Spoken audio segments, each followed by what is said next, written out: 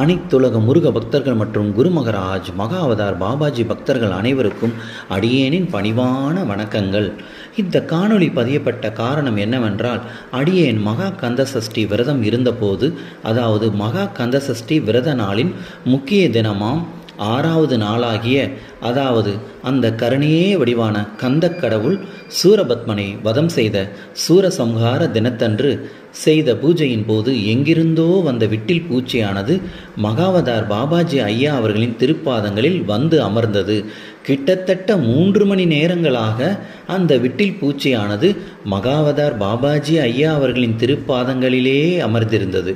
நாமெல்லாம் எப்பேற்பட்ட புண்ணியம் செய்திருந்தால் அந்த கந்த கடவுளே அவதாரம் எடுத்து குருவாக, அதாவது மகா குருவாக, மகா அவதார் பாபாஜியாக நமக்கு கிடைக்க பெற்றிருப்பார், அருளாசி செய்து கொண்டிருப்பார்.